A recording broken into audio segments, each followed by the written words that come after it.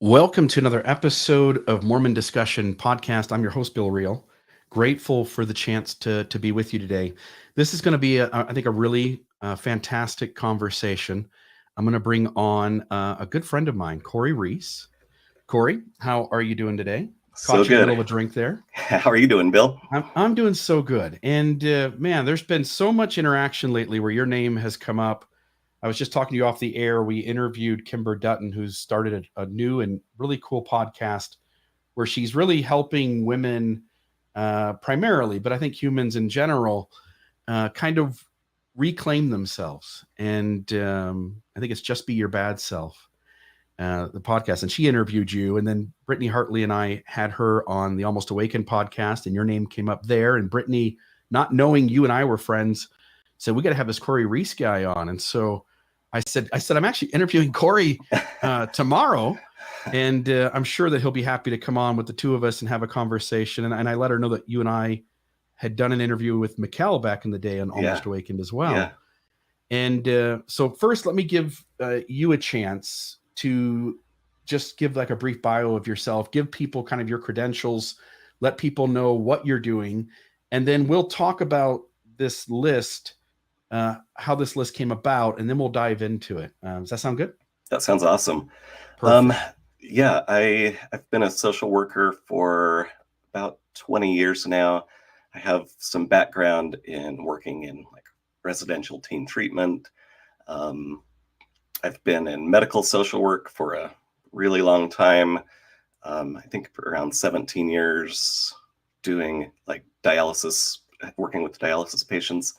And then I also have a private practice where I see clients for therapy, individual and group therapy. So I, I've got kind of a broad range of experience in a bunch of different areas. Yeah, and you're well known for other things. You are an what's the full name? An ultra marathon Ultra runner. marathon runner. Yep. Yeah. You're an author of several books. Yep.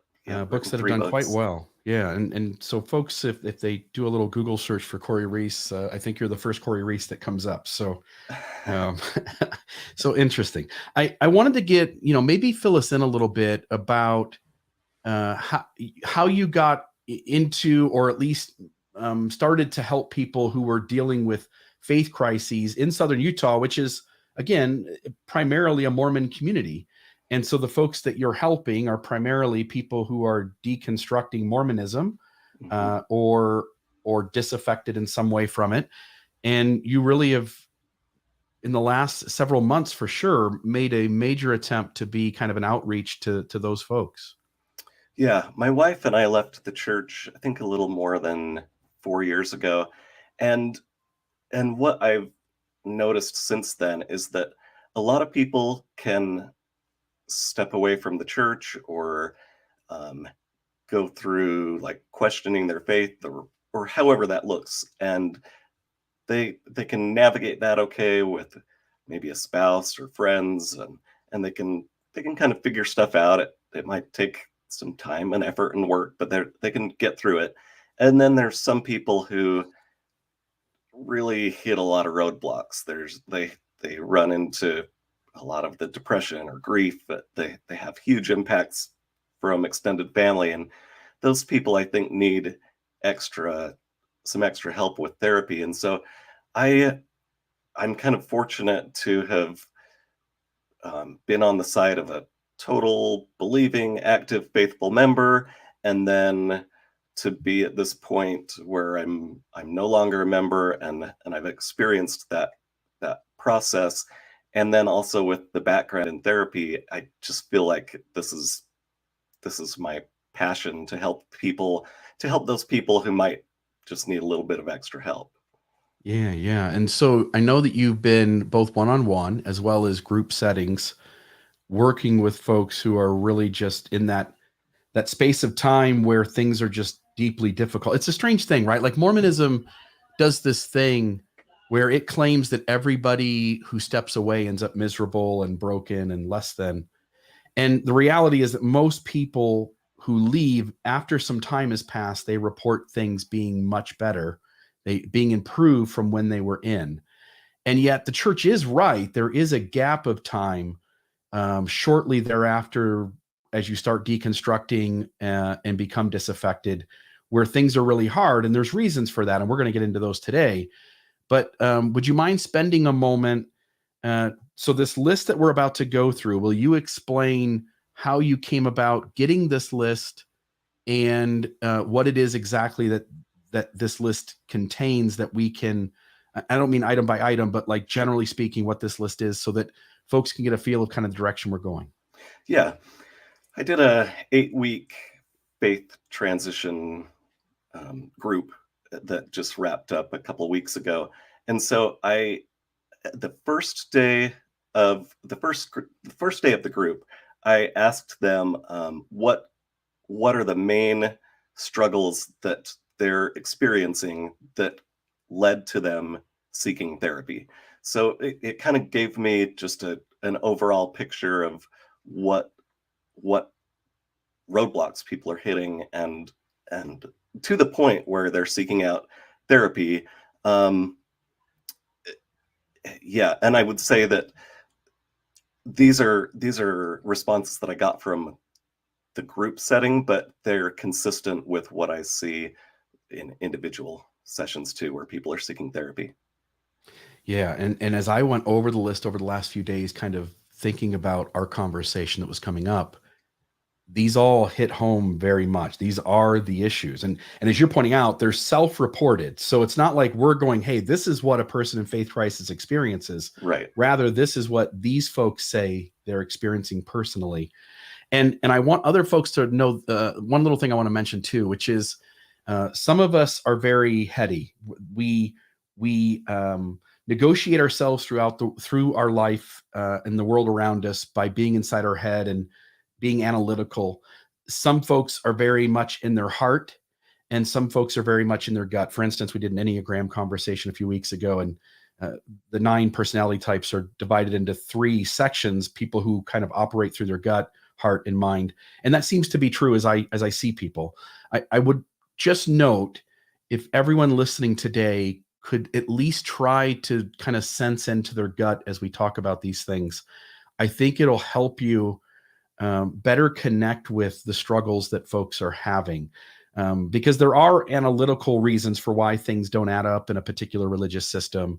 There are emotional reasons, but there's this kind of gut intuition that's also connected to emotion that I think will help folks to kind of sit with some of the stuff that's talked about today. So with that, let's jump into these. Why don't you tell us the first one, and let's have a short conversation around each of these. Okay, sure.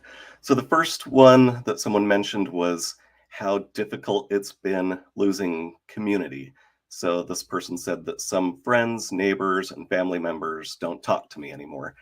And I hear that pretty consistently from people. And I guess as an active member, I would have found that one maybe hard to believe. Like I can't imagine that I would just not talk to my neighbor anymore.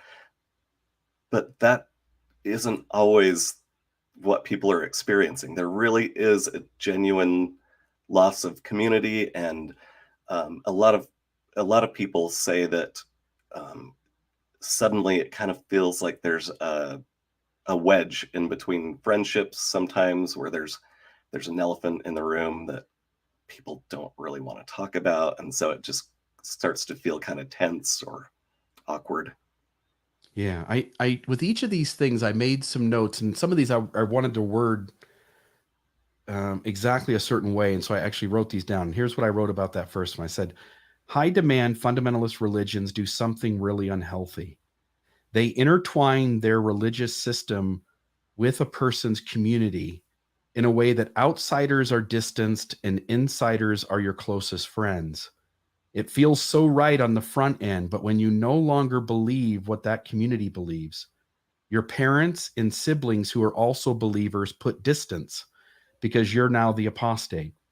Your friends put distance. Your spouse. My experience has been about 50% of marriages deeply struggle, that both aren't kind of exiting at the same time, and one's trying to anchor into the church while the other one's kind of deconstructing. So I put your spouse is about 50% likely to put distance. Your kids put distance. And for many whose brain has told them the church isn't true, they have all of their support system and the people they love putting distance between them. And so it seems as though if I were a Baptist and I left the Baptist church, I would and went over to the Methodist church, I think everybody would still be pretty friendly and almost probably the same as it was before I left. Obviously, I'm not going to be attending there, but if I ran into somebody at the grocery store or something, there would be not an awkwardness. And in high demand fundamentalist religions, it seems like the relationships that a human being has with other human beings that is part of the normal human experience, the system deeply intertwines those relationships to everybody fitting a mold and fitting in the box and being part of that system and conforming. And that seems to be great when things are working, but when someone's beliefs change, it really seems to almost maybe practically be toxic. Any thoughts there? Um, I mean, I see that. I see that in the people that I talk to, and I've certainly felt that myself at times. And I mean, I know friends who have their spouse has divorced them because they no longer believe in the church, and I mean, they're losing core relationships just because of a shift in their beliefs. And um, yeah, it's challenging. I mean, one of the things that I always valued in the church was feeling kind of a sense of community, and um, I don't know, there was some comfort knowing. I mean, one time my wife fell and broke both of her elbows, and she could not do anything. And the ward was so awesome to bring meals and just help out. And I I appreciated that so much, and I feared losing that when I stepped away from the church, and uh, thankfully came to find out that there's also such a source of support outside of the church too. That the church doesn't own that um, sense of community and support. But initially, first stepping away, it can just feel like you're stepping off a cliff into thin air while you're working on rebuilding those new relationships. It's really, really tough. Yeah, and some of this is natural, right? Like if you're a believer, the church is everything that's good in your life. It's everything that is positive. It's what you're how you're serving your community, and it's how you are finding value. It's how you find meaning. And yet the person who's left is um the church is something negative to them. So anytime you come in to share the same space and try to reconnect as loving family, the reality is you almost can't talk about anything that's important to you because it's going to be hurtful and upsetting to the other side. And so some of it is just, I think, very natural. There's not much we can do about it. Yeah. Some relationships are going to be strained, and specifically if somebody feels a loyalty to their system, and that loyalty trumps their relationship. I think in those instances it can be set up for much worse. Mhm. What's the second one we've got here? Second one I put down is um, I, I I've heard this commonly, debating whether or not to stay in the church to keep family happy. So sometimes that's debating whether or not to stay in the church to stay married. Sometimes it's debating whether or not to stay in so that they can see their child get married in the temple. Um, Fears of parents disowning them, or worrying about disappointing family. And so I think it's totally understandable to ask yourself the question, do I really want to do this? Yeah. Is it worth it? Because you know what you could potentially lose from making this choice. Yeah. Um, it seems as though anytime you compromise what you want to be in order to keep other people happy or comfortable, or even to maintain a relationship, you're giving up something that's going to hurt. Like that's going to be a heavy thing to do. And so when folks say, when the folks you're helping say, I'm debating whether or not to stay in the church to keep family happy, what they're also saying is that at the expense of me having more misery, me being in more pain, me having a larger burden to carry. Do I carry a larger burden so someone else can carry less? And often in these moments where we're compromising our authenticity, it feels like it's taking a heavy toll, and in fact, it is. 100%. So my experience personally was once once the bubble popped, once my belief in the church crumbled, I don't think you can put that bubble back together. So I really wanted to um I don't know, I tried to keep going to church after my faith crisis, and I just saw I saw all the holes. I saw the areas where my faith had crumbled, and I couldn't put that bubble back together again. And so when people have that happen and yet they still are going to church and doing all the things to keep people happy, it creates a huge emotional toll because they're constantly being confronted with things that go against their beliefs or things that they feel like they're not hearing the whole story on. Um, and the bottom line is that it puts people in a position of having to live inauthentically. Yeah. Yep. What's the next one here, my friend? Let me. Okay, the next one: struggling with appearances, pressure to be perfect, and no longer looking perfect to extended family.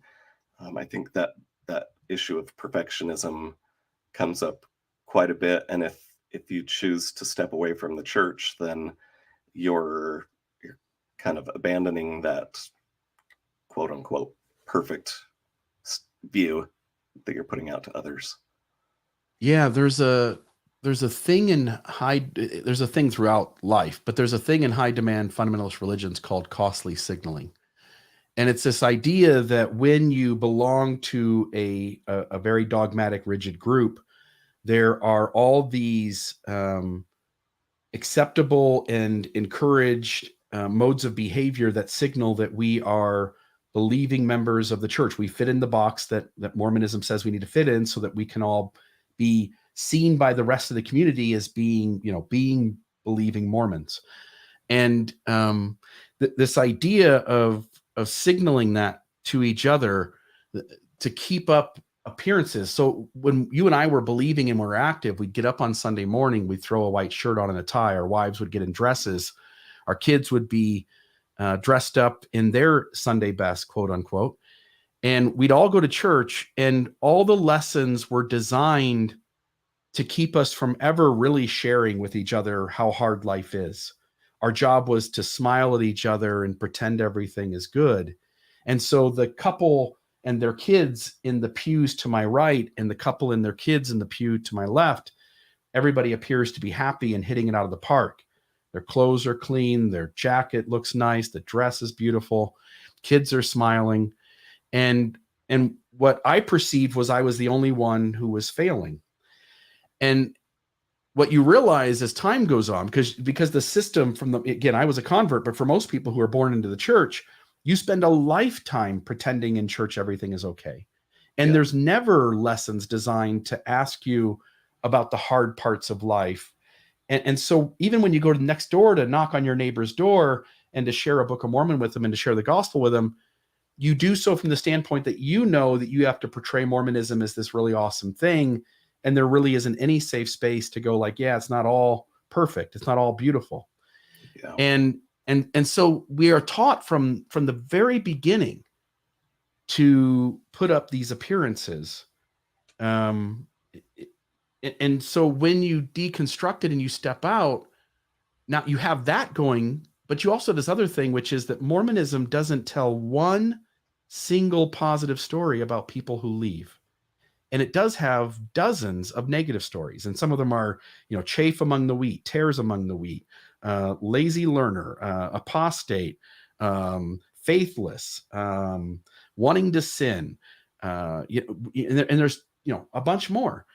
And so then you get out of the church and you realize that your family has all of these negative labels of identity that they are taught to apply to you. And you're somehow scratching and clawing to try to still be acceptable.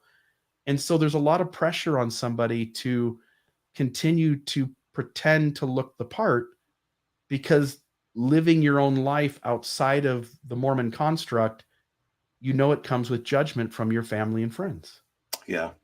Something that just hit me so hard a few years ago, I was at a social work conference. It was a suicide prevention workshop, and the speaker was incredible. She actually had a suicide attempt. She shot herself and miraculously somehow ended up living. And so she was talking to us and said, and this phrase just stuck out to me so much. She said, "Here in Utah, we live in a culture of toxic perfectionism." And it was the first time that I had heard that phrase. And I just think that it really is toxic to I don't know, to feel like you have to put out that view that you've got all your stuff together, nothing's hard. Don't question things. Don't show the stuff that's messy. It avoids the reality that sometimes life is messy or hard or difficult. And then, exactly like you said, once you step away and you you remove that view that others have of you being perfect, it's hard. Yeah. And, maybe you start doing things, or at least you want to do things. Say, grab a cup of coffee. Maybe you want to go out and have a beer or a drink with friends on Friday or Saturday night.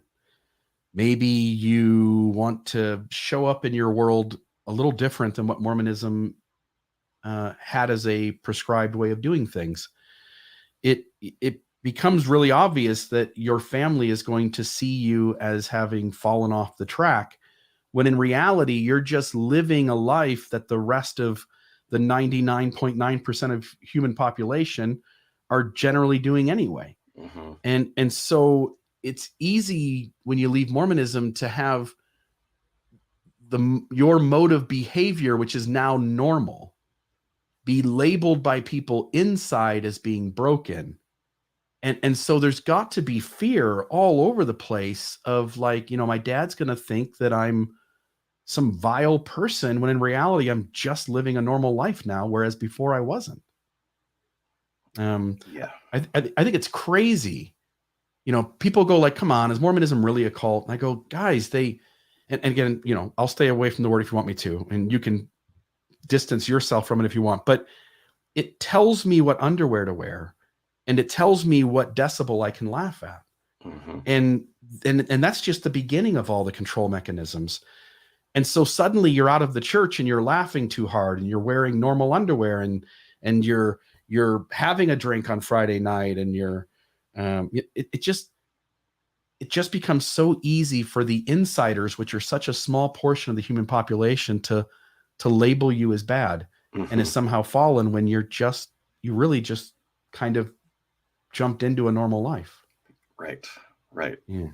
And that Go actually ahead, goes please. along with the next one. So like the normal things people do. So someone said, "I don't know how to do simple things that the rest of the world knows how to do." Like, I mean, you mentioned like go buy underwear. Like, I I remember like, okay, how do I do this? What do I do? Or things like navigate alcohol use or ordering coffee.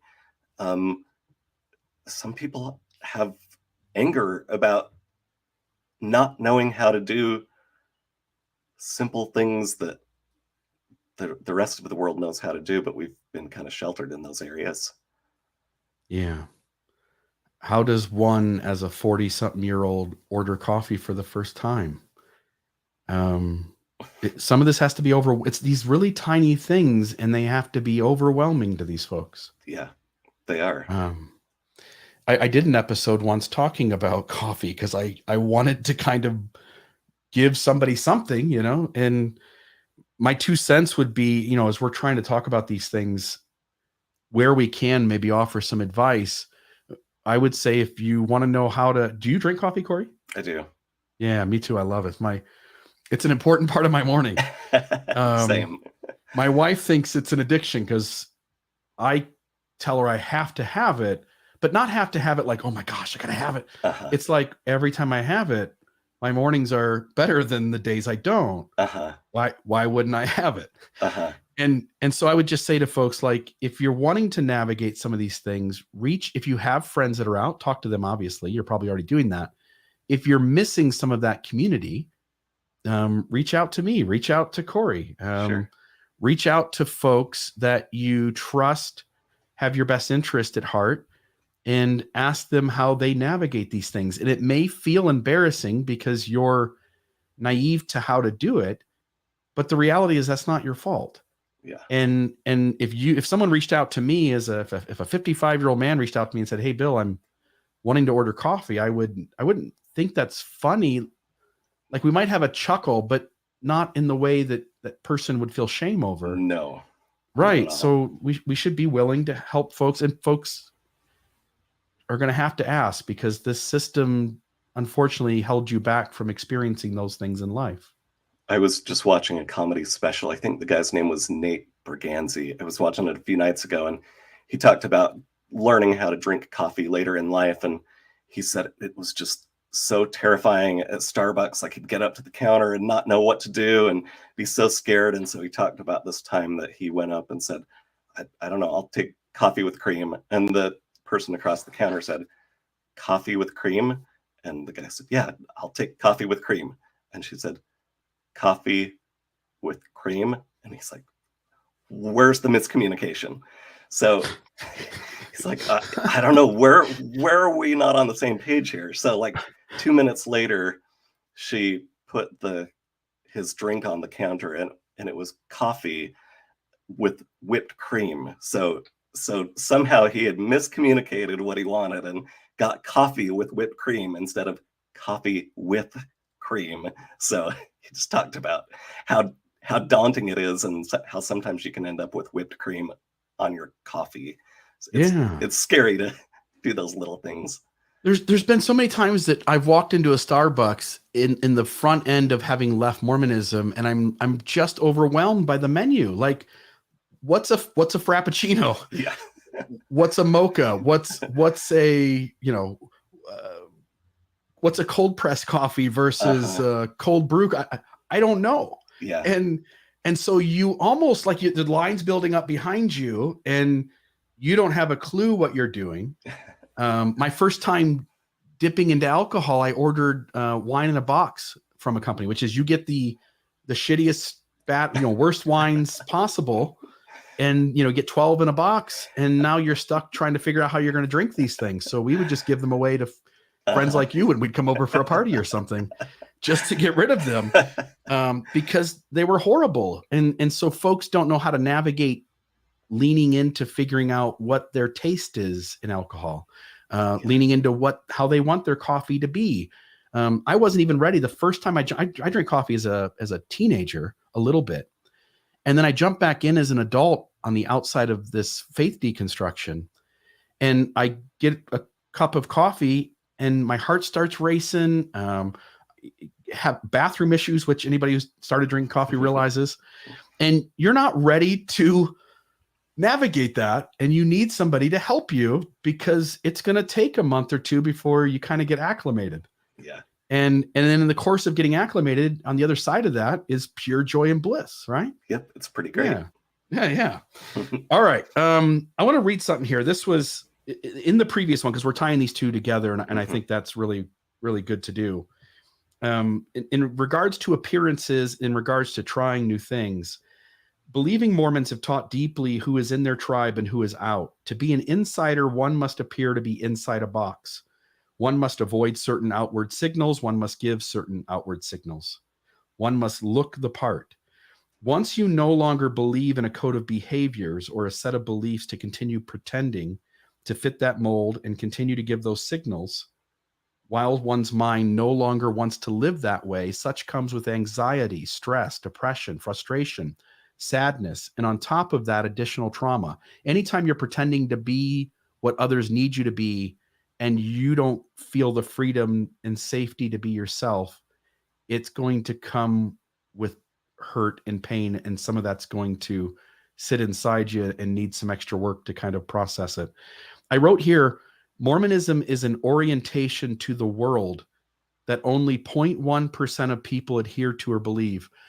And what I'm saying there is that 0.2% of the human population on the planet is Mormon. The reality, though, is that only about a third of those folks actually go to church.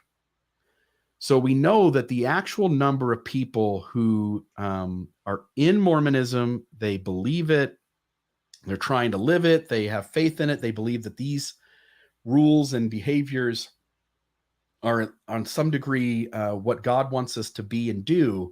It's 0.1% of the world. And humans are constantly being oriented to the world by the systems around them, and unhealthy systems jump in immediately and orient us to the world around us in very unhealthy ways, so that when we step away, we don't realize that we're leaving this very narrow, limited margin way of seeing the world. And that the world at large is really the way the world at large is operating. And it takes us a lot of time to kind of reorient ourselves, to kind of figure out our identity, what's going on in the world, how the world works. I don't necessarily need to do this thing anymore. Oh, now I need to do this other thing. It really is kind of daunting, isn't it? Yeah, for sure. It can feel very overwhelming. And then let's see here. And in regards to like trying the new things, when you grow up in a high demand fundamentalist religion, you're taught a systemic way of doing things. I talked about the orientation. You're told how to interpret your emotions, your thoughts, your behaviors. You're told how to interpret the behaviors of others. It's imposed on you what makes a good person and what makes a bad person. And then one day you come to the realization that not only was the system that taught you those things not true, but all the things they taught you, I should say it that way, many of the things they taught you weren't a healthy orientation towards the outside or inside world, talking about what's going on inside of you. You have to reorient yourself on a million different things. Where is your place in the world? It is daunting and overwhelming. And again, I note that Mormonism is this small lens that very few people see the world through, but it envelops all of you when you're believing and you're in. It is the God's kingdom on earth. It is the one true and only living church upon the earth. It is the path to salvation. And so it really is hard to kind of reorient yourself, which is what these folks who were willing to share with you all this hard stuff, it's really the battle they're trying to have, is trying to reorient themselves to this new world. Yeah. Well, I mean, we see the world from this one lens for our whole lives until 20, 30, 40, 50.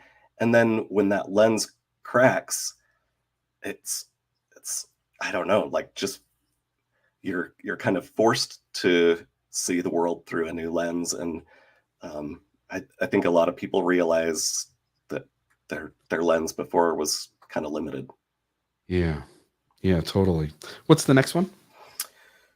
Okay, this is a huge one. How to deal with guilt tripping and shaming from the family.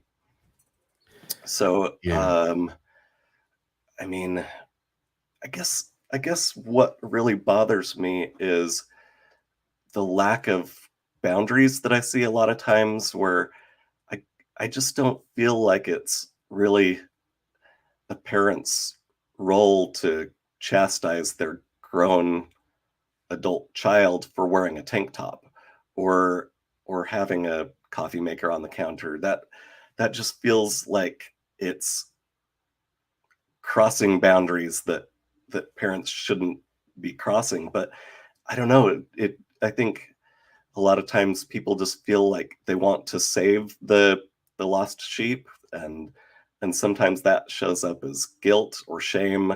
And I think that maybe the intention is good to try and return them to the fold, but a lot of times the way it comes across just is so damaging to the relationship.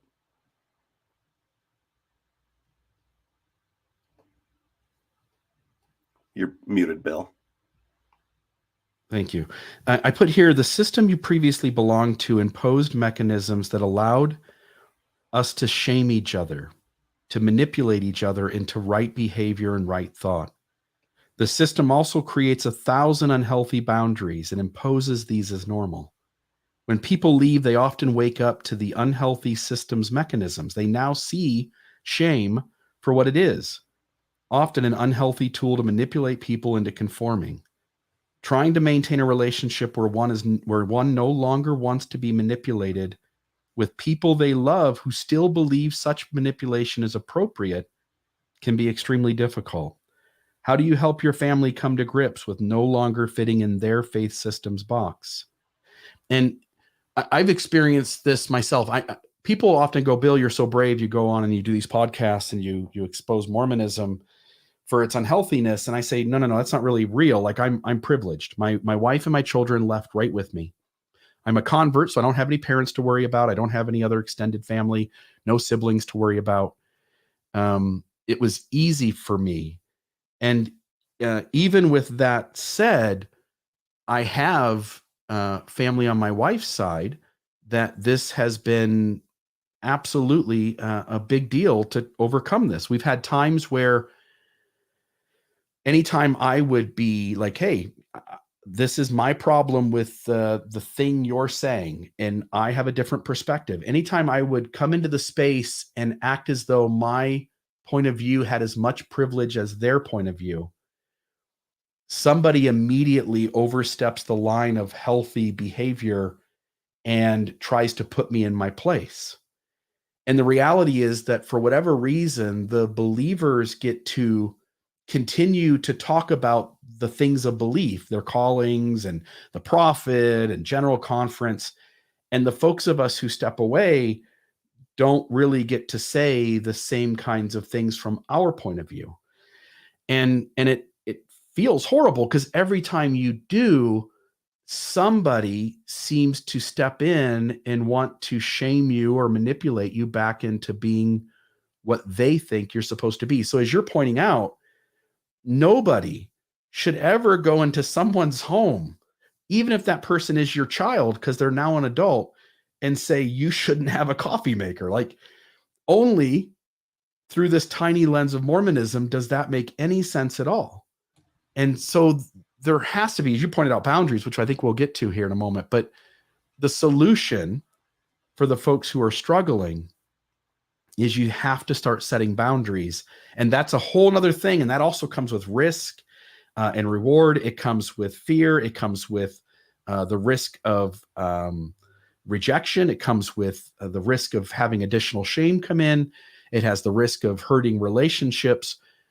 But it really is, it is the healthy mechanism by which we notify people that they cannot act unhealthy in our personal space. Yeah. Any thoughts there from you?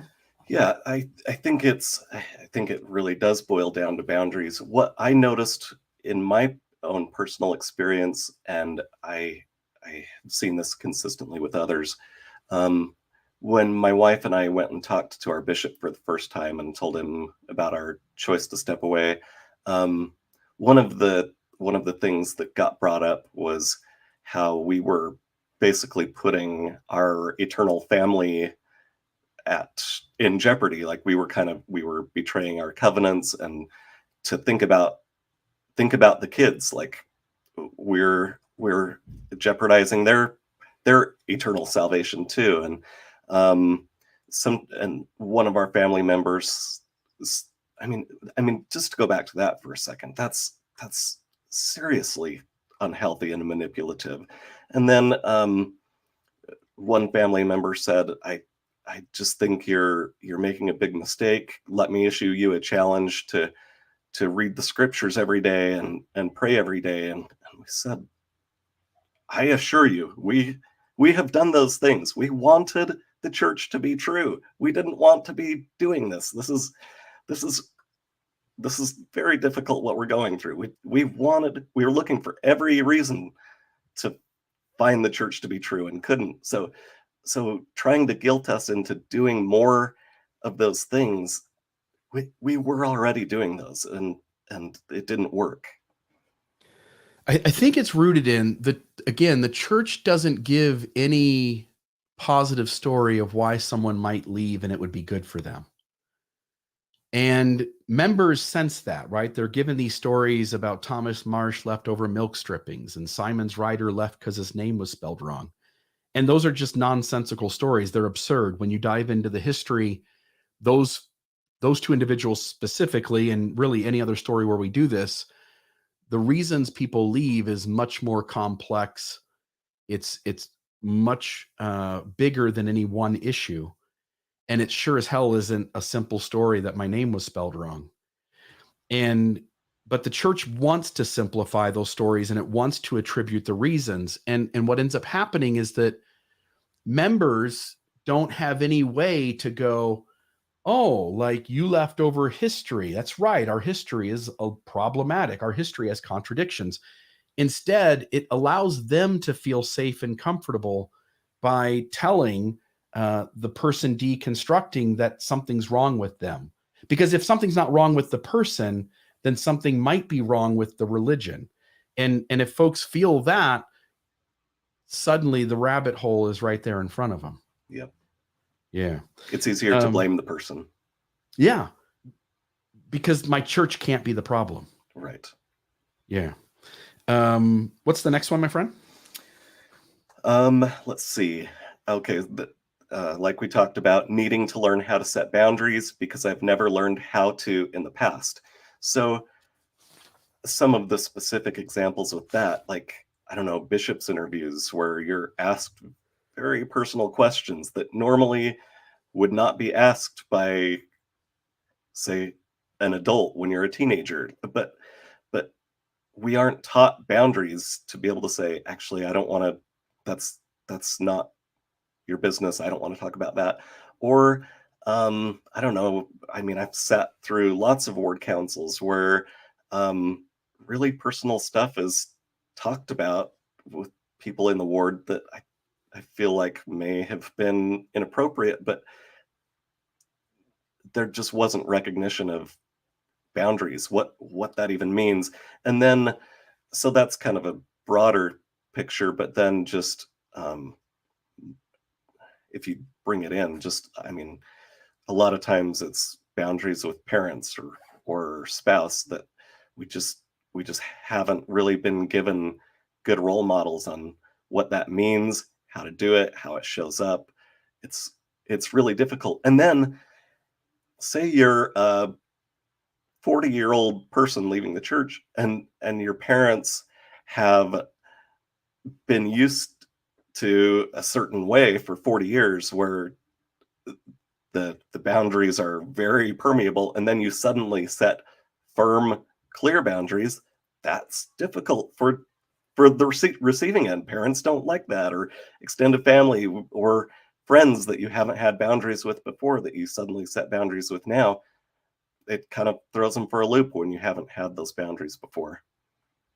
Yeah. Going back to a situation I had with my in-laws over the last year, I had a member on my wife's side of the family believing very much entrenched in Mormonism. And we were in this public space, shared space. And I was just having a friendly conversation with old ward members. And they were asking, like, you tell us your life, we'll be uncomfortable. we'll tell you our life. We'll hope you can sit with being uncomfortable, and we'll just love each other, which was, I thought, the healthiest way to do it. Right. Yeah. And he started kind of eavesdropping, and it got to the point where he finally butts in and tries to put me in my place, that I don't have a right to tell anybody my story because I'm an antichrist. I'm somebody who takes people away from the gospel. And there's this comment here. We were actively taught not to have boundaries, and that's so true. We are taught as children in this faith system that men who are complete strangers to us get to ask us anything they want, and it's our responsibility to answer them. Yeah. These strangers can invite us into any space one-on-one, and it's our responsibility to go with them. Yep. It is taught that anytime someone asks us to do something, whether that stands in the way of our own intuition about what we can do and what we're capable of, we are taught that we are to do it anyway. Anytime a person in authority does something wrong, we are taught to excuse it away and to say God was there anyway. And so when you take those four things alone and you go off into all the permutations of where those lead to, the degree of unsafe boundaries that exist in Mormonism and in other high demand fundamentalist religions is so significant. And you don't even have a way to kind of reclaim that. It's only in the last couple of years that I have the grounding where I could stand up to the folks who were being unhealthy and me be able to set my boundaries and establish that they're the ones who aren't acting appropriate. Even if they don't buy into it, I have the language for it now. And I can finally stand up for myself. And I'd like to think I'm strong-willed enough to have done that all along, and I wasn't. I wasn't, and I don't think most people are until they read enough Brene Brown, until they sit with enough of second half of life kind of advice and begin to figure out, like, how do I establish that my dad can't do the unhealthy things he does? How do I establish that my sibling doesn't do the unhealthy thing they do? Early in our history, there's an example of home teaching where Joseph Smith has the very first home teacher comes to see him, and he admonishes the home teacher to ask him, are you keeping the commandments? Are you, and it becomes perfectly okay for strangers to delve into our personal life so as to establish for someone outside of us if we are worthy. The unhealthiness that exists in these kinds of mechanisms, not only toxic, it's so extreme, and you have no idea all the facets of it. Even today, I'm still kind of sitting with how toxic all of that is, and learning more and more about it as I kind of dive into myself. Mm-hmm. And so Any thoughts there? when you're a grown adult and trying to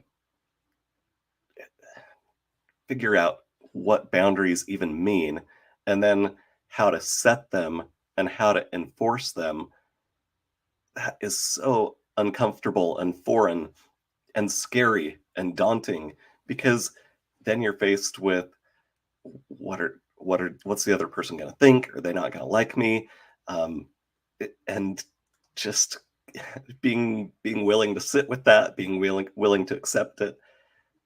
It's a difficult thing that I don't know. It's kind of like we're just thrown into it. You need to learn. Otherwise, you will continue to have the guilt and the shame put on you from family or neighbors or church members. Learning boundaries is, I think, one of the core fundamental needs after stepping away from the church. Yeah, and setting boundaries, as you're pointing out, I mean, there's risk to that too. When you set boundaries that the person you're setting them with doesn't want or isn't going to adhere to them, you're going to lose at least some degree of that relationship. Maybe you no longer go over to their home. Maybe they now only get to call you on the phone when they have to or have a desire to talk to you. Boundaries have to have consequences. So when I say to somebody, what I perceive you're doing is this, I perceive that to be unhealthy. I'm not going to subject myself to being in space with you and allowing you to do that. So from here on out, our relationship hinges on you doing whatever it is that, here's the healthy way that we're going to show up for each other. And if you can't, then it won't work. And in the situation I was telling you about, it was a matter of we both didn't have the same privilege in a shared space. And I told him point blank, I said, going forward, I will never subject myself to the possibility that this ever happens again.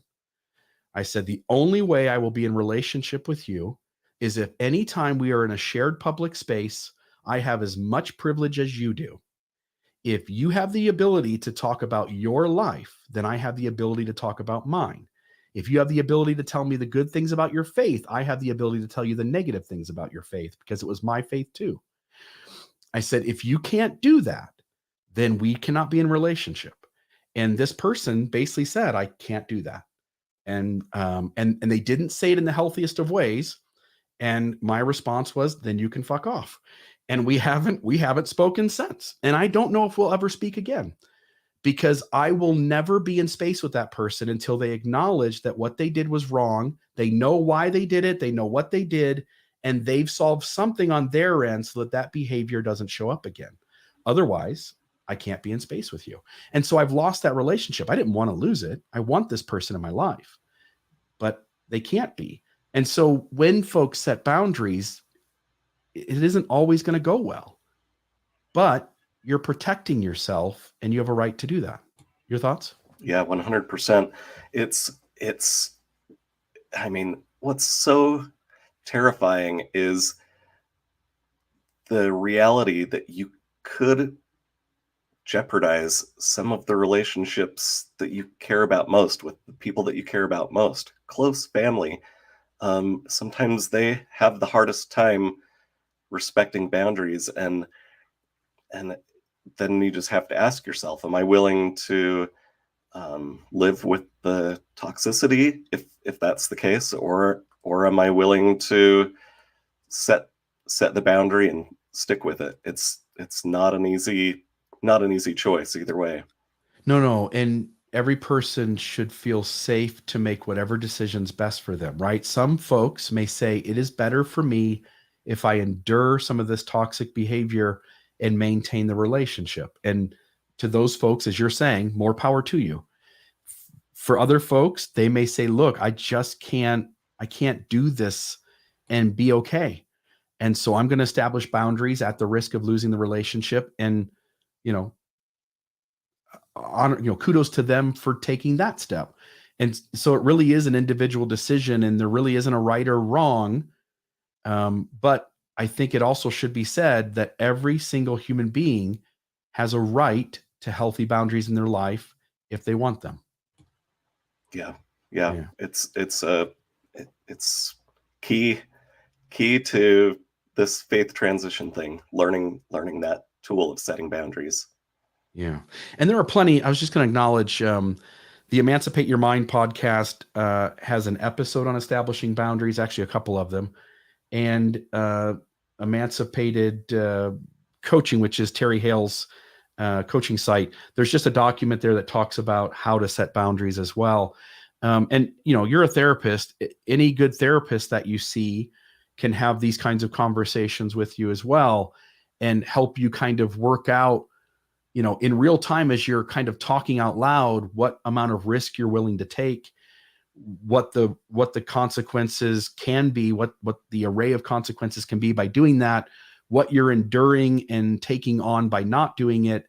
And obviously you'll know, any good therapist is going to give you the safety to make that decision for yourself. Yeah, totally. Yeah. The next one. Let's see, how to deal with emotional flooding from extended family. So the way that shows I was up. gonna say, what's emotional flooding? Okay, good question. So going to a parent and saying, I've made a difficult decision to step away from the church, and then um, lots of crying and or anger, it, to try to, I don't know, dissuade the person from doing what they're doing, to show how much they're hurting the other person. And that can be so difficult to deal with. I mean, if you go to your mom and she breaks down and starts crying, that's you see, you see the hurt that you're causing. That's difficult. I i had someone in our group, and I mean,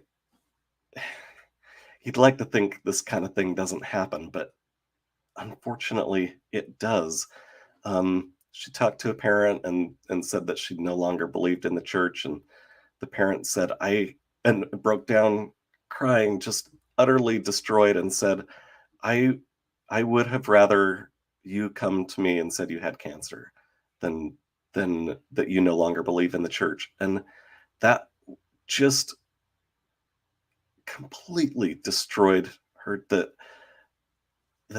the parent looked at it like that. And I don't know, like that, if you're a believing member, that is not, that is not the response to have in those situations. Please, it's so damaging.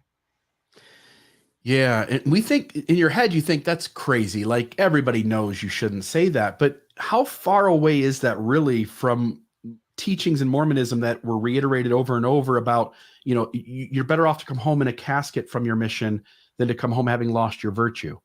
In other words, it's better that you die than break the commandments. It's better that you die than leave the church.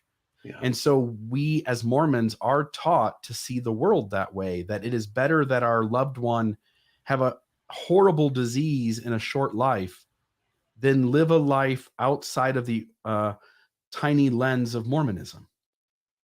And again, insiders don't get it, but once you're an outsider, it becomes crystal clear that it's ridiculous to impose that the entire world live out of a Mormon lens. Yeah. And I just want to say, like, if there are believing members listening to this, just trust that that's just so beyond hurtful to be told something like that. Just try to step into a role of compassion and understanding. Yeah. I'd rather you have a disease that will kill you early than you be your authentic self and be something other than the idea of you that I have. That's the message. Mm-hmm. That's the message that's being given. And so sit with that and go like, do I really want to convey that? And the reality is you don't. But again, we get it. Your system taught you to think that way. But if you sit with what it is you're actually saying, not the words, but what the idea that's being conveyed, it misses the mark horribly. Mm-hmm. Yep. Yeah. Yeah, this flooding thing, big waves of unhealthy expression, yelling, demanding, going too far in one's words. It really is a reflection of an internal chaos. The person who's flooding the other person, the person who's emotionally flooding somebody, it's their disturbance inside, and they don't like the world the way it is. And so they're trying to manipulate people and things so that they can be comfortable again. But you don't have a right to take your internal chaos and to in any way lash out. And people may go like, come on, I was just crying too much. Yeah, but if you're crying so much in order to make the other person feel bad so that they conform back to the idea you have of them, you're out of line. And so recognize that anytime your internal chaos has your ego going, I want to manipulate the world, you're probably not in unhealthy ground. Yes, completely. Yeah. Using emotions to manipulate, it's dangerous ground. Yeah, and I wanted to say, John Gottman, I'm sure you're familiar with, renowned psychologist and researcher John Gottman said, men are more prone to flooding than women. In fact, they experience it 80% more of the time than women do. Some theorize that the way we socialize men to shun their emotions leads to those emotions eventually boiling over and spilling out of them in extreme ways. So maybe if you're a male listening to this, be a little more aware that society has taught us in the midst of patriarchy, we've been taught that we're not allowed to be emotional. We have to be stoic. We have to keep our shit together. And there that means that when things really do hit a tipping point, we're much more likely to lash out and try to manipulate the world to be something other than it is. And to be aware of that, and maybe by being aware, we can catch ourselves a little more often. Anything else there? Otherwise, we can go to the next one. And you're muted too. Thank you. No, that's Yep. perfect. The next one, let's see, figuring out how to redefine spirituality and what spiritual experiences from the past mean. So, and I'm sure you see this a ton, like when people start to question things a little bit, they say, well, yeah, but I can't deny these spiritual experiences that I had. And um, does that mean that if I had those spiritual experiences, does that mean the church is true? Like, where do I go with that? Because I can't deny that I had these experiences. Does that mean that the church is true?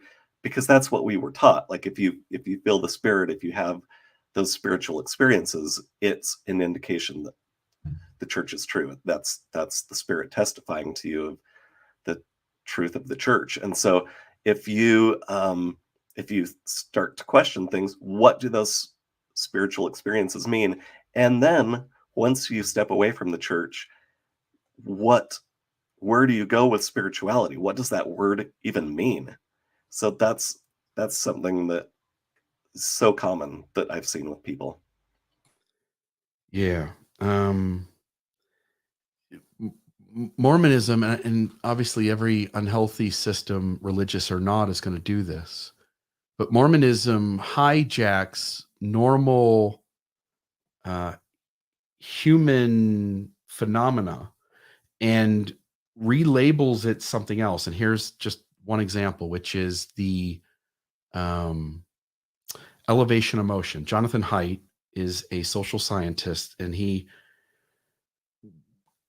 essentially did a bunch of research into this term, elevation emotion. And if you look up elevation emotion on Google search, you'll come to a Wikipedia page as one of the top search results. And it's essentially that whenever a human being perceives inspiration in the world and perceives goodness in the world and sees something positive happening, the brain tells the body to feel a certain reaction, a certain response. And so the textbook definition of this is a warm feeling in your chest. Sounds like a burning in the bosom. It can be kind of enlightened form of thinking, so you feel inspired. And there are several other attached expressions of how this shows up. Now, it can be felt by it can be and is felt by anyone in the world. And it doesn't even have to be a true event. They did research where they had actors act out things happening, and the folks who perceived that the event was really happening still felt this term elevation emotion. Mormonism comes along and takes you from the moment you're born and says, doesn't tell you that's what the world says it is. It tells you, no, this is the Holy Ghost. And so anytime you feel good, anytime you have a burning in your bosom, anytime you feel like you have an inspired thought, that's coming from God. That's the Holy Ghost talking to you. And because that term's been hijacked, and again, 1,000 other terms have been hijacked too, because that term has been hijacked, you're going to see it through a certain lens, but it's not the reality of it. And so when you are taking a spiritual experience in Mormonism, most spiritual experiences in Mormonism fall into that mundane range of feeling a tingling sensation or my hair stood up on the back of my neck or my arm, or I just felt really good inside. And we're taught to say that's the Holy Ghost, when in reality, that's a normal human thing that our brain communicates to our body to feel when certain events are happening. and they're there because they have assisted human beings in the species and being perpetuated over hundreds of thousands of years. And so the little spiritual experiences probably have pretty secular, solid explanations for them. And then even the ones that feel really supernatural, the further I've gotten away from them, I just don't feel capable anymore of assigning Mormonism as the impetus behind those things happening. They were something else, and those kinds of things continue to happen. We've had we've had things happen in the modern moment where if I was in Mormonism, I would have stood up on Fast and Testimony Sunday and bore testimony of how God works in my life. Meanwhile, I'm working to help people get enough information that they might decide to leave the church. And those same kinds of things happen in that paradigm for me too. Yeah. Yeah. Yeah. It- I mean, yeah. I certainly have lots of experiences regularly where, like, if I had still been a believing member, I would have said, it's a good thing I've been paying my tithing because that thing just happened. Yeah. Or that this blessing, I had this intuition, and that it was the Holy Ghost. And those things still happen to me all the time. But if I were in the church, I would have attributed that to the Spirit or testimony building thing. Yeah. Yeah. Okay. The next one. Let's see. Feeling like I will never be enough, recovering from purity culture. So the purity culture, just keeping yourself pure. Don't be the what is it? Chewed up piece of gum. Yeah. A lit And cupcake. the cupcake. And if you do make a mistake or do something that contradicts um, what you were taught all growing up, there's just that sense that I'm not enough, I'll never be enough. And I think that's kind of a mode that the church runs on, is there's always more you can do. There in a sense, it really is never enough. There's always more to do, more scriptures to read, but doing better with home teaching. I mean, there's always more. Yeah. You never get to feel like the very person you are in this moment is ever good enough. There's always something more to do, something to repent of, some progress to be made, some other task to be done, some other meeting to go to, some other appointment to keep. It never stops. And so you feel there's a lot of self-loathing. You feel like you're just never going to get there. Instead of Um, instead of realizing that I am enough right now. I have worth regardless of what I do or don't do. I have internal worth. It isn't dependent on what I do or don't do. yeah. Yeah, you just are. Um, what helped me a bunch with this was secular Buddhism and the instruction from various people. And when I say secular Buddhism, I don't mean any religion really at all. I just mean the wisdom that comes out of Eastern thought. This idea of being present, being aware, sitting with kind of where your place is in the universe. It has been deeply helpful to me to go like, hey, I'm really good enough right here. Like this is the best I can do in this moment. Why should I or anyone else expect me to do anything different? This is who I am. And it doesn't mean that you can't grow or get better at being a human being, because just this morning, my wife and I went to the rec center, and we're doing our little workout, walking around, and we're both listening to Brene Brown. And her introduction to her newest book is like 43 minutes long on Audible.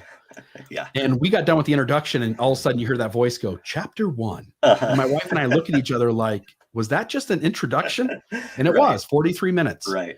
And we were like, man, there's enough there for us and our friends to get together and talk for 3 hours. Seriously.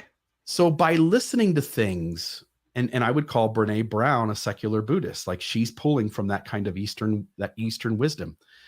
When you sit and listen to wisdom, like real wisdom, it really does help you to slow down and sense like, hey, you really are doing amazing in this moment with all the tools you have. And you can do whatever you do today will benefit you tomorrow. So if you add a book to what you're doing today, you now have a new set of tools and experiences to draw from. And you'll continually get better, not because you could have done better, but because by having more tools in your tool bag, you just will be a different person tomorrow than you were today. And that's been deeply helpful to me. Can I ask you, Cory, like what's been things that have helped you sense your self-worth coming out of a system that constantly told you weren't worthy? As you were talking, it made me think of that previous issue about how to redefine spirituality. And I guess there is still part of my brain that I just don't like the word spirituality because it's been tied to a certain definition for 40 years of my life. But then I read the book The Untethered Soul, and he talked about Michael Singer. spirituality. And so like what you're talking about right now with being present and in the moment, like that's his definition of spirituality. And I'm like, what are you even talking about? That's spirituality? Well, yeah. What's awesome is that we have the opportunity to define that word however we want to define it, instead of seeing it from just this narrow perspective. So I totally agree with what you're saying, going along with secular Buddhism or Brene Brown, or the Untethered Soul, like just letting go of the past or letting go of future expectations, obsessing about the future or whatever, like just being present in the moment. That's really hard. And yet, I mean, I think that's where I find worth and happiness and growth. So yeah, that I like that definition of spirituality way better. Yeah, I wrote down Michael Singer, the author, I think, of The Untethered Soul. You're right. And so I put down Brene Brown, Eckhart Tolle, Michael Singer, Jack Kornfield. Yes. It really has been like, look, I was taught in Mormonism that these top 15 guys are the smartest guys on the planet. These are the guys that have the real truth. I ought to always look to them to find wisdom and advice. And the reality was, when I let those 15 guys go and I went out into the world looking for wisdom, I found it in bundles. Mm-hmm. And it almost was like, oh my goodness, how did I believe those guys had it when there is so much real good advice and wisdom and ways in which to approach being a human, having a human experience out in the world. Even just listening to like Joe Rogan's podcast or something, there are moments where conversations are so deep and so enlightening, that you don't know how you didn't pay attention all along. And folks will come up and they'll say, Bill, I feel so much shame. Like, here I am, I'm 52 years old and I'm just finally figuring it out. And my point to them is always like, hey, most people don't figure it out. Mm-hmm. Most people stay in their system believing it till their last breath, regardless of what age it took you. The fact that you woke up, the fact that you opened your eyes and sensed that this thing wasn't telling you the truth, like Terrell Givens and Marlon Jensen are right. It is our best and brightest, the folks that wake up to this thing and deconstruct it. And so people shouldn't beat themselves up because it happened at a certain age. In reality, look in the mirror and be grateful that you valued truth and truth seeking, and you were willing to take the risk of losing your community in order to be honest to yourself. I love it. Yeah. I had people in my group say, a couple people I remember saying that Brene Brown is their new prophet. And I thought I'd sustain her. Yeah. I mean, she's got more in her pinky, right? Than I got in 10 general conferences. Yeah, she's amazing. Yeah. All right. So what's the next one? Okay. Okay. Struggling with how in the past I've let other people determine my worthiness instead of knowing that I have unconditional worth.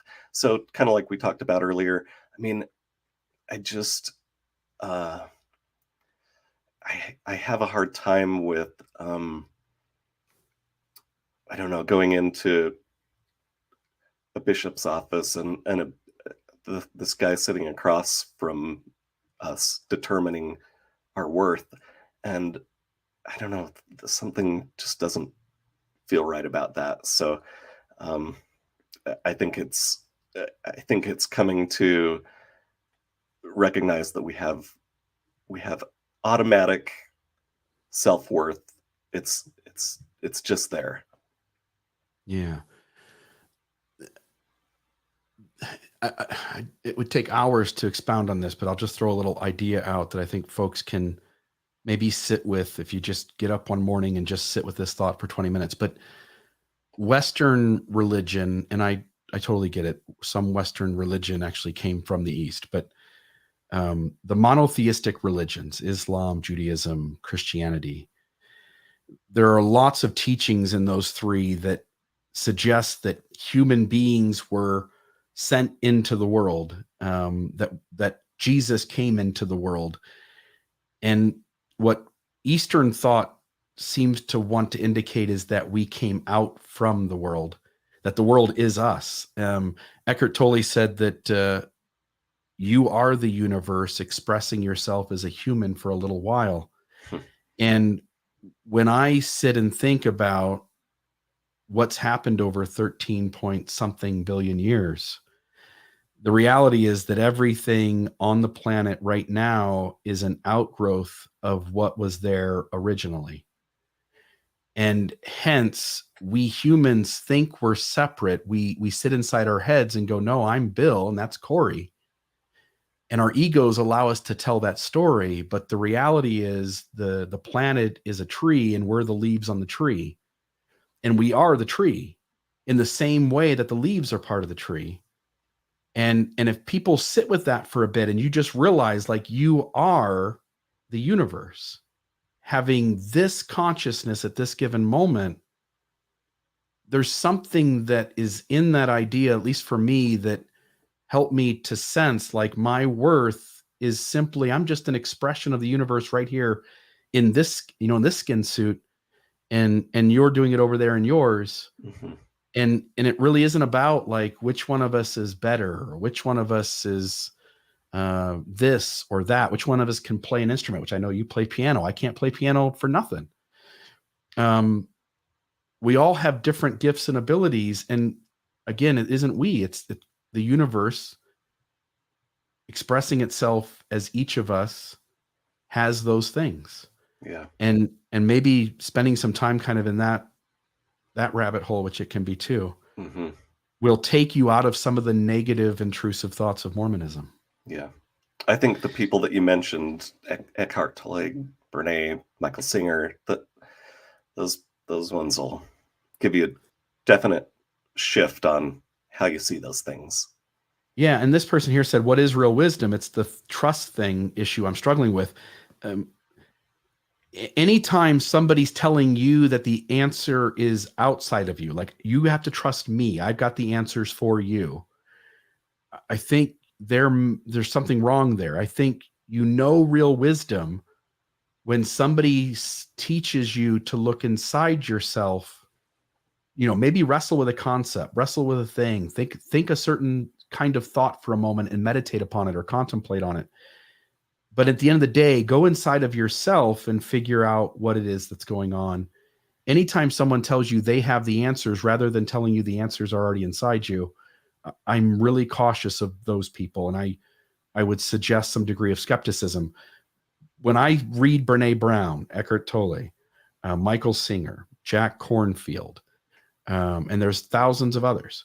When I read what I consider to be real wisdom, it helps me look inward and I start making internal changes without having to trust some outside voice. In other words, Brene Brown's brilliant. She shares the data in a way that no one else does. She gives you the language that no one else has given you up to this moment. And yet she's still not saying like, I'm the expert. She's saying, I'm just as messy at this as you are. Let's start pulling in new tools. Let's go inside and let's figure out how to be better human beings. It is an internal wrestle. It's not an outside thing. Any thoughts there? I mean, I think that for me personally, I just have more trust and respect when someone says, I don't have all the answers. I'm trying to figure stuff out. This is what's worked for me. This is what has definitely not worked for me.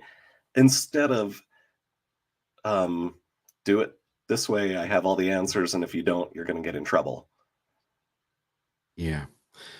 All right, the next one.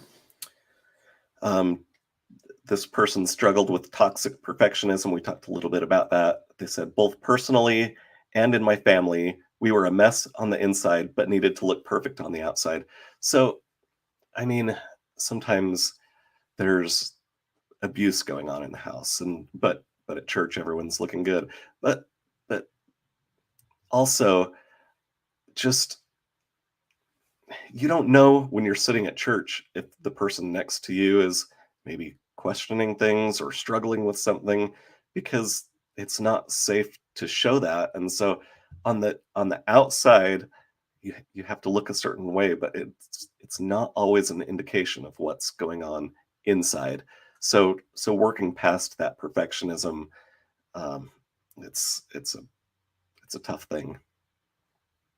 It seems to me as though therapy really might be I don't want to say the solution, but a huge ingredient in coming to a solution in this point. Because what you're basically saying is that myself and the folks around me were operating unhealthy. Maybe we've got some shadows we don't even know about, and we're hurting each other.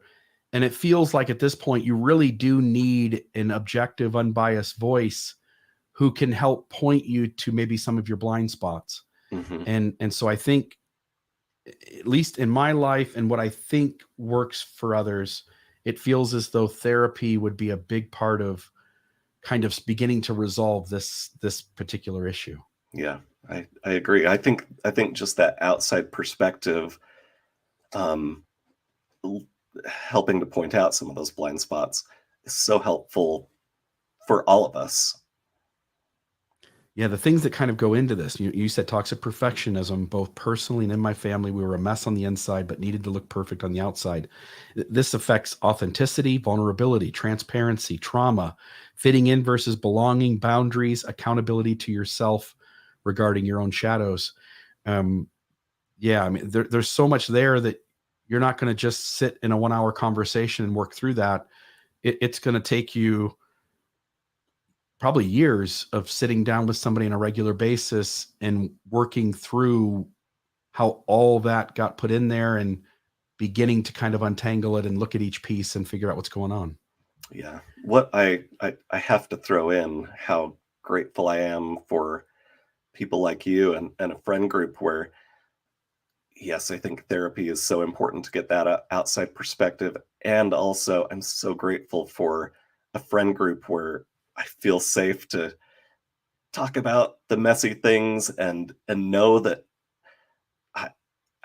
that these friends that you are safe and trusted and will help. And I think that my friends feel the same way with the Yeah. rest of us, where it's safe, and just finding that sense of community where I it's different than when I sat in elders quorum, where I kind of didn't feel like I could always say what I was thinking and feeling, versus to have a group of friends now where we can sit with the messiness and help each other through hard times. I'm just so grateful for that. There have been so many instances in the last, I don't know, 2 months where a friend has shared with me what they would have thought was not allowed to be shared before with people in that inside the system, because you're not allowed to say the hard things. You're not allowed to talk about where your life isn't good. When people say, hey, how are you? Somebody said the other day in one of these conversations, they said, in the real world, when I go out and someone says, hey, how are you doing? Only two answers are acceptable. Good, which means I'm okay or I'm good, or okay, which means I'm not doing well, but I'm not allowed to tell you. And the moment you start telling people that you're having a hard day, generally speaking, people stop listening.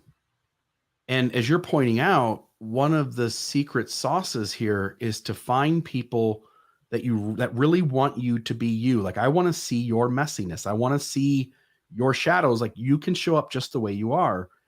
And suddenly it becomes safe to tell people like, hey, me and my spouse aren't getting along today, or hey, we've got this medical thing going on and I'm all depressed about.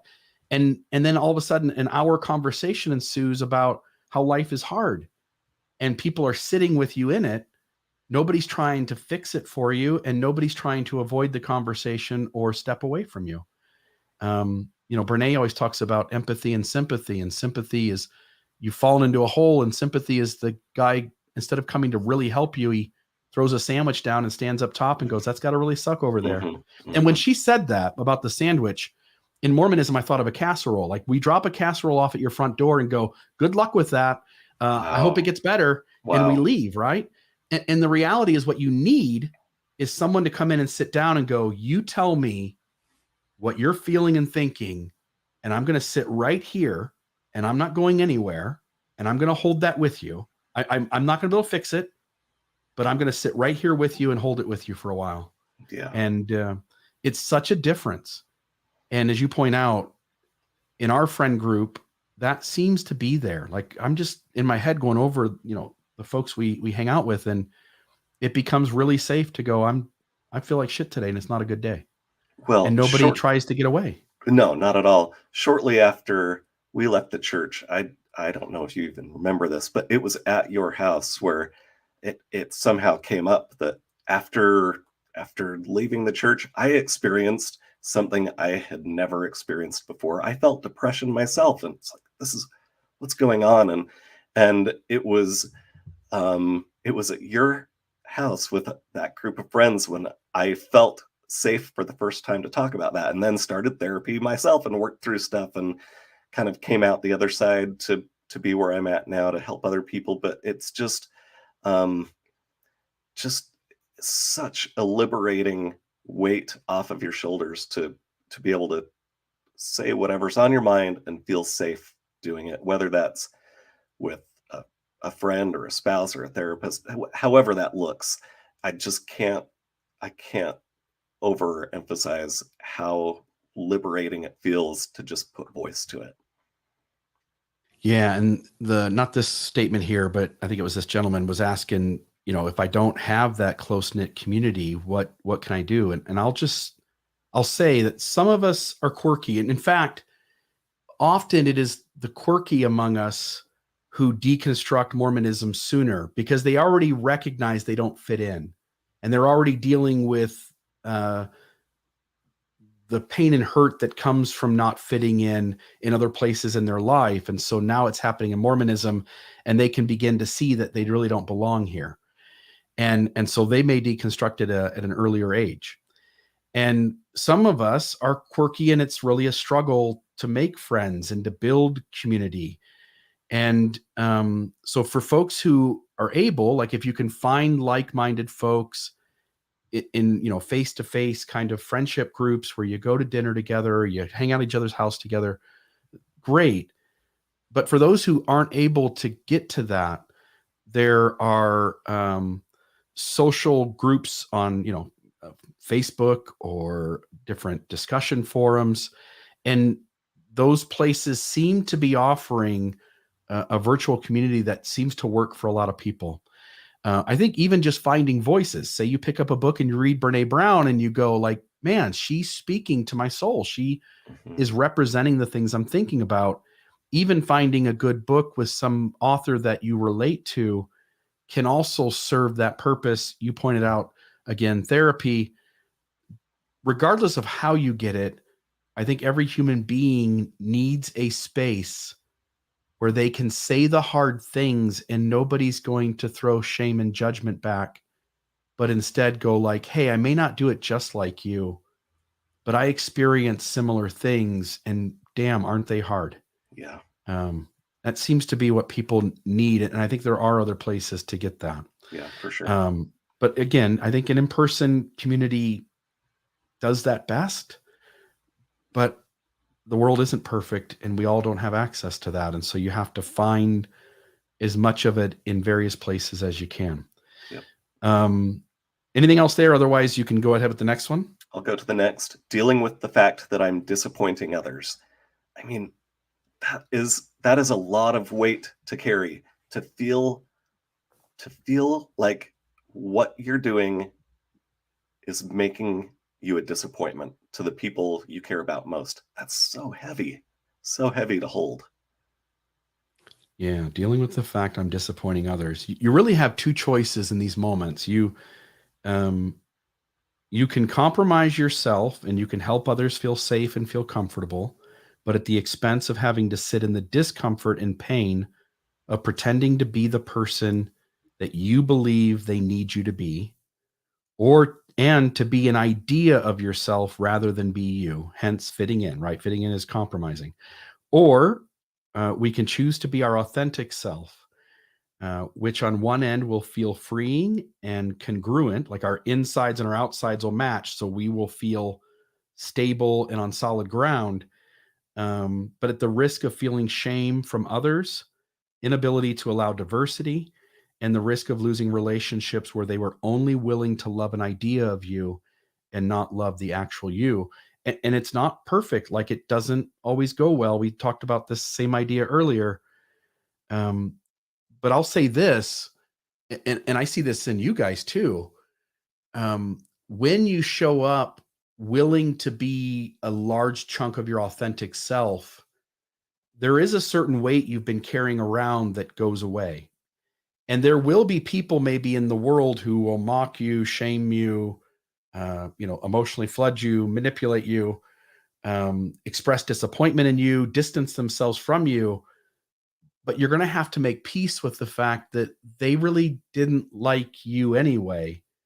They only liked you so long as you pretended to be something you weren't, so long as you pretended to be the idea they held of you. And I just don't, again, you get to do it as long as you want to. I'm not here to say you shouldn't do it, but I will say at some point, at least consider the value in being you and letting the chips fall where they may. And in my life, I've done that to a large extent, and there are lots of people who won't be in my space. But the people that are willing to accept me and be in my space, it's just much better. It feels better, and it feels lighter, and I feel more content being me.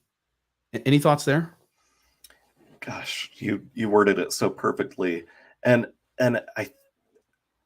I hope it's okay. I want to tie it into just this last thing on this list of learning Please. how to be authentic. And a lot of people ask, like, what does that even mean? How do I be authentic? And I think what you talked about, like, I see authenticity as um, it, being willing to talk about the good, the bad, the hard, the ugly. Um, it's just about being real and and just being realistic. That that concept is kind of foreign to a lot of people, stepping away from high demand religion where you need to look a certain way and talk a certain way and believe a certain way, and then to be kind of out on your own, exposed in the light, like, and then just having the courage to I don't know, be open and real with how you're feeling, what you're struggling with, all of those things. I just think that vulnerability and authenticity is what connects us to each other. Like, we can tell when someone is being fake or inauthentic or only showing the good, and that's not what attracts us to people. That's not what connects us. And so I just have found time and time and time again, over the last couple of years, like doing the work myself, that vulnerability and authenticity is what connects us to people, and the secrecy is what invites shame and guilt. So I just I it my experience has been like it's been such a powerful thing that I almost shake my head like, wow, I really wish I could have learned this lesson a whole lot earlier, that vulnerability invites connection, secrecy invites shame. I'll take the connection. Yeah, every time, huh? Um, Again, even in, say, our friendship group, there still are boundaries, and there still are ways in which, if you're too different, maybe it doesn't fit well, and so some folks are on the outside looking in. I wish there was a way that we all could accept the human being next to us completely for the way they are. And even in the healthiest of groups, that's not exactly possible. And some folks are different to the degree that their differences, while they have a right to their difference in space with other people, it may cause other people trauma or damage or hurt. So we're all still trying to negotiate this. In other words, when I say, like, oh, my friends all think differently, well, we're all white. We all have certain similarities that have attracted us to each other. And so even in a healthy friend group like we have, there's still rules and boundaries and lines. Mhm. And we ought to figure out ways to be more inclusive. And I don't know that there's a perfect process for that. Um, this idea that you're going to disappoint others, the reality is you're just always going to disappoint others. Right. And That's and the life. moment and the moment you stop compromising yourself in an effort to please everyone, which you will never do anyway, Right. you may have less people who are attracted to your personality that will be in space with you, but it's just going to feel better if you can find it. Totally. Yeah. Totally. Um, Can I we've just got, yeah, please. like close that, even though that's the end of the list, at at this group session, um, I just um I, I just had this like sense as we finished this list, gosh, there is a lot of pain sitting in this group right now. There's so much hurt. And um I don't know, I notice myself feeling angry sometimes that stepping away from the church can cause so much pain. I find myself feeling angry at the church sometimes that people are hurting so much because of this. And um yeah, I think it's just such a it's a courageous act that we're taking, to whether that's to question the church or to step away or to have that hard conversation with parents. It's just, I don't know, it's an act of courage, and I think we all deserve some self-compassion, because this is a hard thing, and it's hard to different degrees for people, maybe depending on how deeply in they were or how supportive or unsupportive their family is. But either way, it's just it's an act of courage. Yeah. I lost my mom 3 years ago to cancer. She was 59 years old. And deconstructing and leaving Mormonism was harder. Yeah. And that's not to take anything away. My mom was incredible. I love my mom to death. I think that was as hard as it was supposed to be, like, and still is. Like, that was difficult, and it feels to me like it was the difficulty that it should have been. Like, that's what death of somebody you love should have felt like. Hmm. And yet, when I juxtapose it against losing my faith, my identity, my community, the fear of losing relationships, the strain of trying to reorganize my life and find meaning again in all of its facets, because the meaning I was handed about all those things turned out not to be real. There's such a gap between the difficulties. Like this was leaving Mormonism was way more difficult. And people don't get that. They think you did the easy thing. In reality, you might have done the hardest thing you've ever done. Right.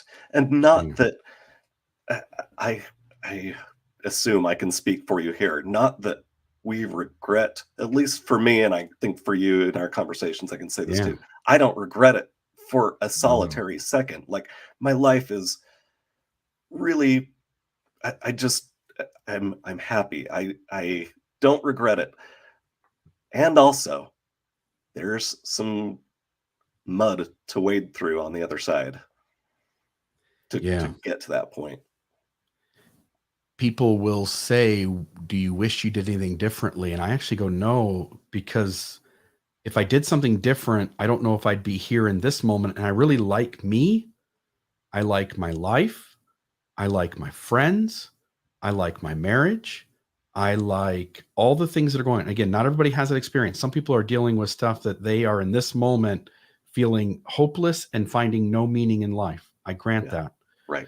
I am so thrilled because you and I are trying to combat this story that while we're sharing how hard it was, what we perceive as the believers in the background going, well, you should have stayed. Right. You should have stayed.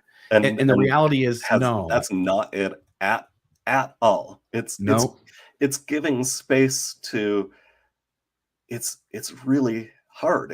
It's it's really hard.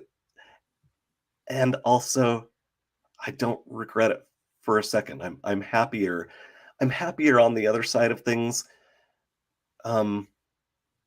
It's kind of weird. I think anyone who's in this position that we're in can say, I'm happier, and also it was depressing sometimes, or angering, or sad. Like it's weird how those things can be true at the same time, but it's true. You can be depressed and happy at the same time. Weird. I don't know, but it's a reality. One little thought here on the vulnerability piece. First off, folks are wondering, like, do I keep pretending to be the idea people hold, or do I be vulnerable? And I would say you do both.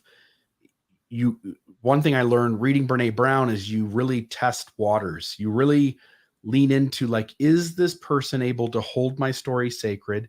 Is this person the kind of person who's going to give me shame or judgment?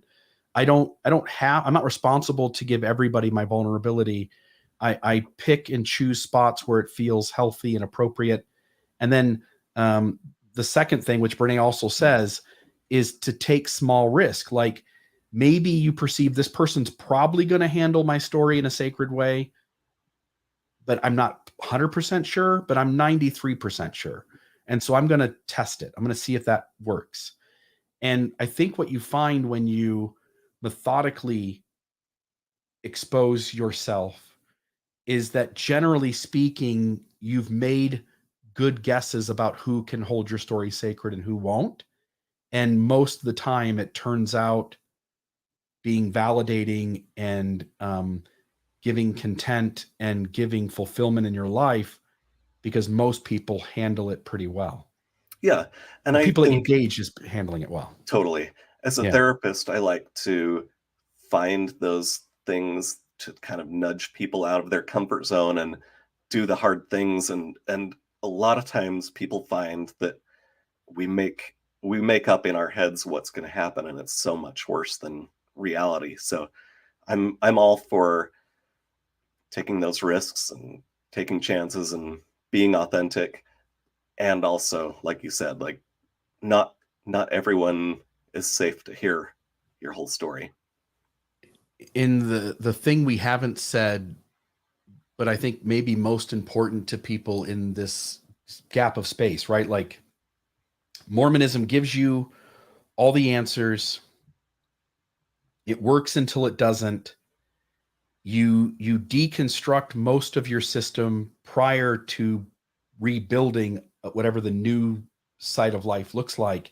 And there's that gap in between, which is one of the hardest things you'll ever do, because you don't really have a way to find meaning in the world. You're really renegotiating everything. You're trying to learn who you are. And in that gap, it feels hopeless, and it feels like I can't do this. This is really hard, and it's gonna last forever. And the reality is, probably the greatest tip we can give people is just time. I think every one of the folks who express their dark night of the soul, if you come back to them 5 years later, 93% of them, 95% of them have reoriented themselves to the universe and the world around them and have found meaning again. And if you can just do the work, meaning wrestling, thinking, contemplating, stretching yourself, trying to find people who can hold space for you, and then just give it time, some years later, life begins to be bright again. And I think, again, not everyone, and I feel horrible for the folks that life isn't going better. But when we did a survey down here in Southern Utah and we asked folks what they felt or how their mindset was now compared to when they were in, and it was like 90 something percent, 93% or so, that reported being happier now, um, than when they were in. And so I just simply say, like, time does do some magic itself. I totally agree. I definitely see the same thing. I feel like I'm a different person now than I was 1 year ago, 4 years ago. Yeah. It's doing the work. All right. So this second list, tell us about this one, and we'll just kind of quickly go through these. Sure. So on the very last day of the group, I asked the participants what they wish that believing members knew about a faith crisis. I loved these responses. Someone said, "We absolutely did not leave because we want to sin." Um, there's so many more reasons that people leave. It's not that we want to sin. Leaving the church isn't taking the easy way out. If you knew what I've experienced, you'd realize that leaving the church is taking the gut wrenching way out. Um, I I was told that from a friend myself, like you're taking the easy way out when it gets hard. And I said, if you had any idea what I've experienced, I promise you would not say I'm taking the easy way. Um, I thought this response was unique. What's one thing that you want believing members to know about a faith crisis? Someone said, you aren't far from one.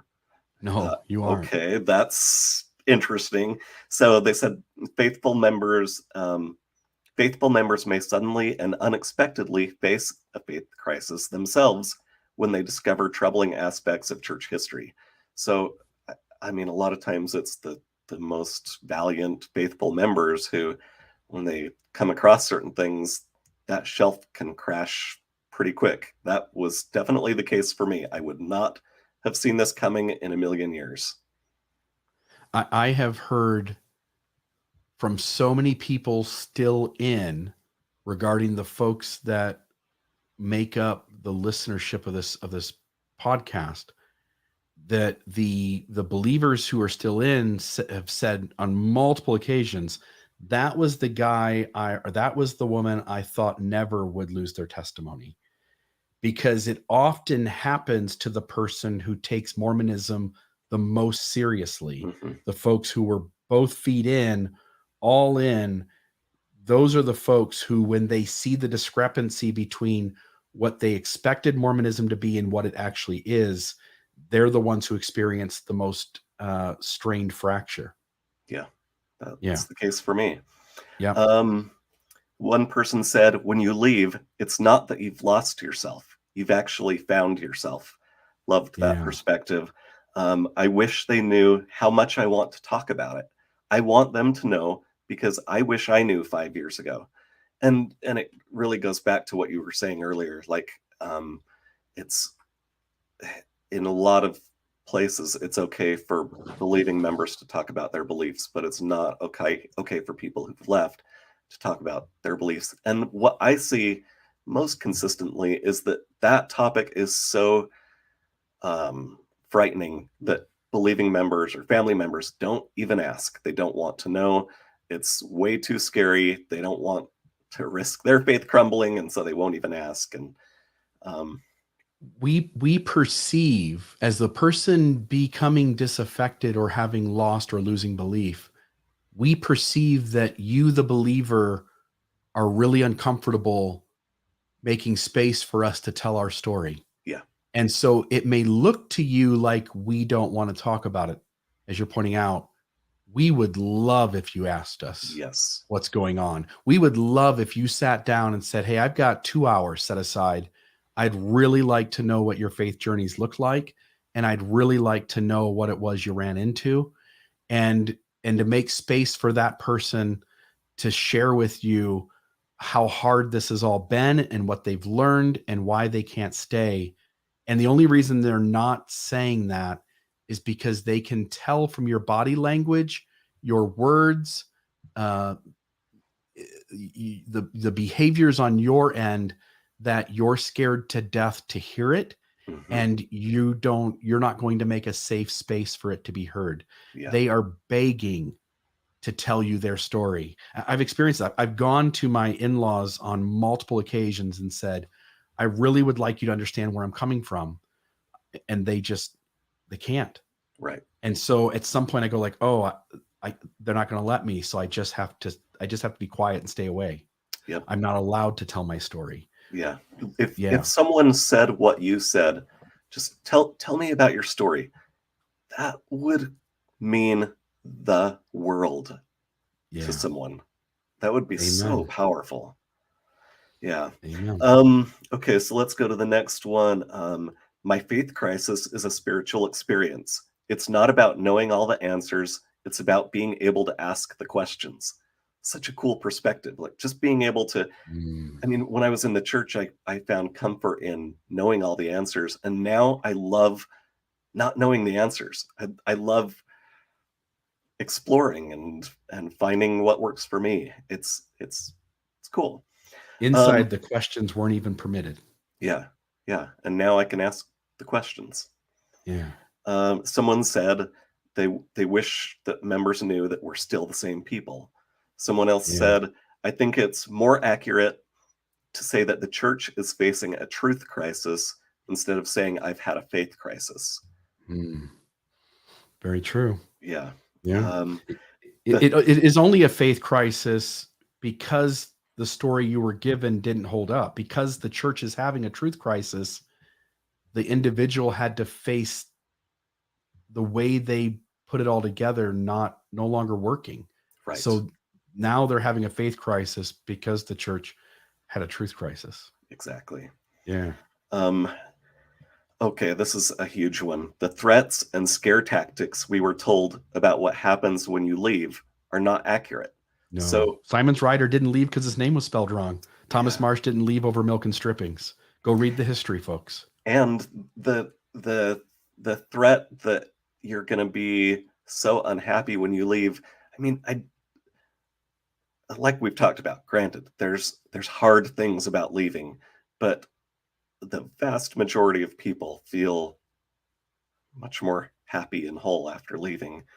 And grateful Um, that they did. yeah. Someone said, I feel very alone and isolated. I'm not able to speak my truth, but I have to listen to my family members speak their truth. It's not safe for me to talk about what my beliefs or what I've learned about the church, but it's okay for my family to repeatedly bear their testimony to me. We understand both. They were saying that people who've left the church understand both perspectives because we were once faithful members of the church, but they can't understand our perspective because they haven't been here. So Yeah, it is a it's blind spot, and they act as though there's a